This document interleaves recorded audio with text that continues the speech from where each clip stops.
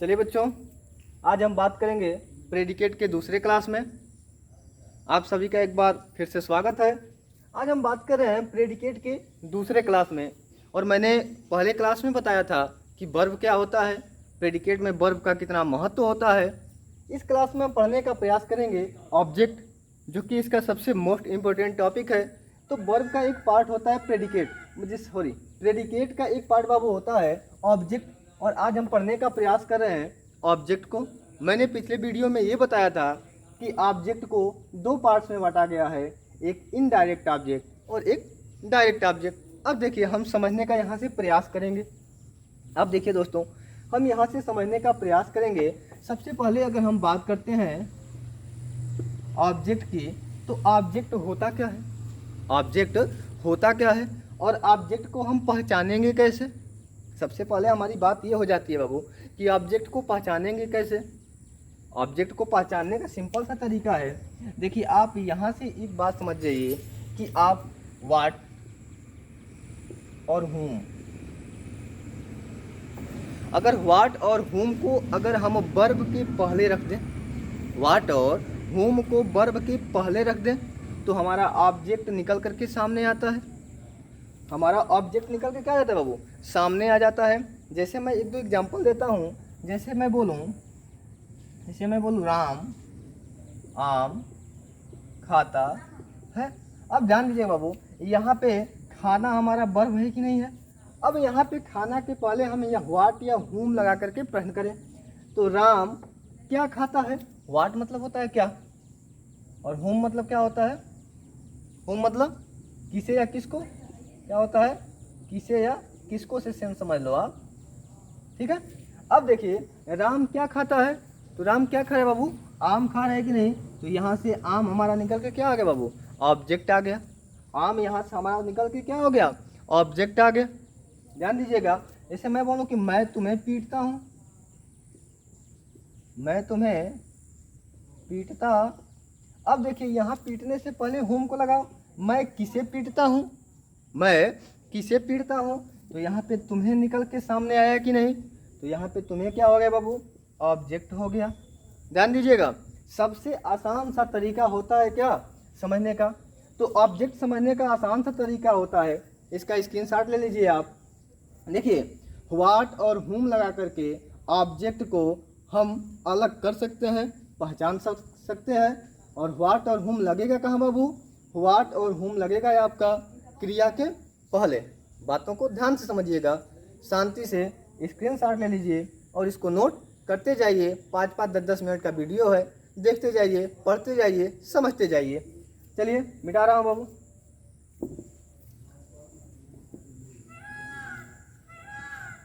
अब देखिए, मैंने ये बताया कि ऑब्जेक्ट क्या होता है बाबू, दो होता है।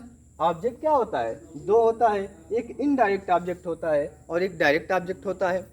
तो अगर मैं बात करूं कि इनडायरेक्ट ऑब्जेक्ट को आप पहचानोगे कैसे, तो जो इनडायरेक्ट बाबू होता है बाबू ना, वो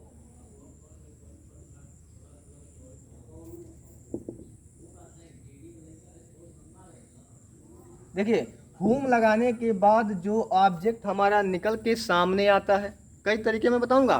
पहला तरीका, whom लगाने के बाद जो ऑब्जेक्ट निकल करके सामने आता है, वो हमारा कौन सा ऑब्जेक्ट होता है बाबू, इनडायरेक्ट ऑब्जेक्ट। दूसरा, डायरेक्ट ऑब्जेक्ट, व्हाट लगाने के बाद जो वर्ड, जो शब्द, जो ऑब्जेक्ट निकल के सामने आता है, वो डायरेक्ट ऑब्जेक्ट कहलाता है। बातों को बस ध्यान से समझने का प्रयास करिएगा, बातों को ध्यान से समझने का प्रयास करिएगा बाबू। दूसरा नियम देखिए, दूसरा तरीका देखिए पहचानने का। ये जो होता है, ये लिविंग होता है। क्या होता है, लिविंग थिंग होता है। और ये क्या होता है बाबू, नॉन लिविंग होता है। ध्यान दीजिएगा, यह क्या होता है हमारा, लिविंग होता है, और यह क्या होता है, नॉन लिविंग होता है। बस चीज़ों को थोड़ा समझिएगा। तीसरा समझिएगा, जब हमारा स्ट्रक्चर बनता है, जब हम क्लास में पढ़ने का काम करते हैं, जब शुरू करते हैं, तो हमारा जो स्ट्रक्चर निकल के सामने आता है, तो हम क्या बनाते हैं बाबू। देखिए समझिएगा कि हम सबसे पहले क्या करते हैं, सब्जेक्ट, फिर वर्ब, और फिर क्या करते हैं बाबू, हम ऑब्जेक्ट करते हैं। तो जो आने वाला ऑब्जेक्ट होता है, सबसे पहला ऑब्जेक्ट जो होता है वो इनडायरेक्ट ऑब्जेक्ट होता है, उसके बाद क्या आता है वो डायरेक्ट ऑब्जेक्ट आता है। ध्यान दीजिएगा, यहाँ से वर्ब के बाद अगर दो दो ऑब्जेक्ट एक सेंटेंस में साथ आते हैं तो पहले आने वाला ऑब्जेक्ट अधिकतर, पूरा नहीं अधिकतर, मैं बताऊंगा कब डायरेक्ट ऑब्जेक्ट पहले आता है और डायरेक्ट ऑब्जेक्ट अगर पहले आए तो उसकी क्या पहचान होती है। लेकिन अधिकतर इनडायरेक्ट ऑब्जेक्ट को हम क्या करते हैं बाबू, पहले लगाते हैं।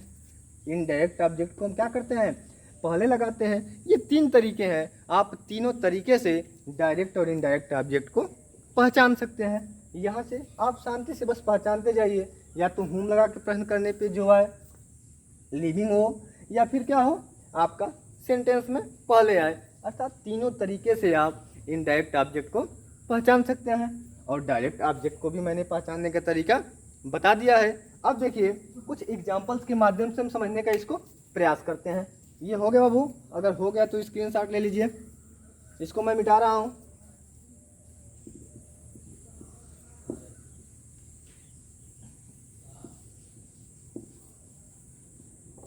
इसको अब समझने का प्रयास हम कुछ एग्जाम्पल्स के तरीके से करेंगे। चलिए बच्चों, अब हम समझने का प्रयास करेंगे कुछ उदाहरण के माध्यम से, एग्जाम्पल्स के माध्यम से समझेंगे कि डायरेक्ट और ऑब्जेक्ट और इनडायरेक्ट ऑब्जेक्ट को हम पहचाने कैसे। देखिए मैंने एक सिंपल सा स्ट्रक्चर बताया था कि जब दो दो ऑब्जेक्ट आते हैं, जब दो दो ऑब्जेक्ट आते हैं तो पहले वाला इनडायरेक्ट ऑब्जेक्ट और बाद वाला क्या होता है, डायरेक्ट ऑब्जेक्ट। समझने का प्रयास करेंगे दोस्तों।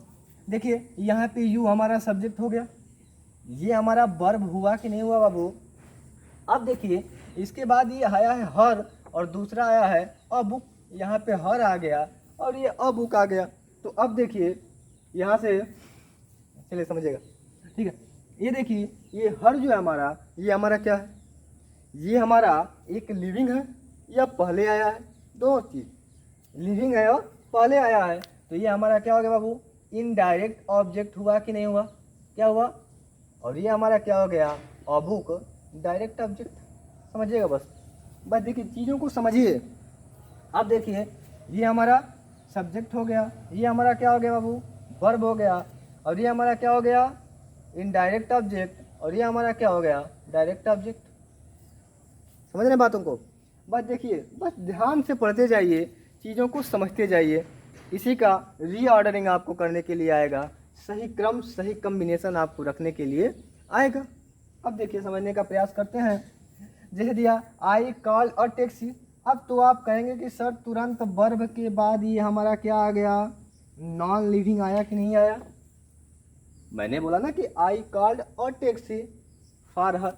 अब देखो यहाँ पे ये लिविंग आ गया, तो आपने बोला था कि सर आपने बताया था कि पहले इनडायरेक्ट ऑब्जेक्ट आता है, लेकिन यहाँ तो आ गया क्या, डायरेक्ट ऑब्जेक्ट। जी बाबू बिल्कुल समझिएगा, मैंने ये भी बताया था कि जब देखिए, जब इनडायरेक्ट ऑब्जेक्ट बाद में आता है, जैसे क्रम हमारा क्या होता है, सबसे पहले indirect object plus direct object होता है कि नहीं होता है, यही हमारा क्रम होता है। लेकिन अगर क्रम हो जाए क्या, direct object plus indirect object, क्या हो जाए, पहले डायरेक्ट आए और बाद में इनडायरेक्ट आए, तो उसके बीच बाबू एक प्रीपोजिशन से जुड़ करके आता है। और वह प्रीपोजिशन क्या होता है, फार होता है या टू होता है। जब फार और टू प्रीपोजिशन के साथ, जब इसको बाद में आना होता है, इनडायरेक्ट ऑब्जेक्ट को जब डायरेक्ट के बाद आना होता है, तो वह फार या टू प्रीपोजिशंस के साथ जुड़ करके आता है। देखिए यहाँ भी फार प्रीपोजिशन के साथ जुड़ के आया है और यहाँ भी फार प्रीपोजिशंस के साथ जुड़ करके आया है। अब देखिए तो ये फार प्रीपोजिशंस के साथ या टू प्रीपोजिशंस के साथ जुड़ करके आएगा, यही इसका नियम है। बस ध्यान से समझिए और पढ़ते जाइए, एक्सरसाइज करते जाइए, एक्सरसाइज में कोई समस्या नहीं आने वाली। बाकी की क्लास में हम कॉम्प्लीमेंट को पढ़ेंगे अच्छे से। हमने पढ़ लिया क्या, वर्ब पढ़ लिया, ऑब्जेक्ट पढ़ लिया, अब हम बात करेंगे कॉम्प्लीमेंट की, अगले क्लास में होगी। आज की क्लास में बस इतना ही, छोटा छोटा वीडियो लगातार देखते रहिए, अपने दोस्तों को शेयर करते रहिए। बहुत बहुत धन्यवाद।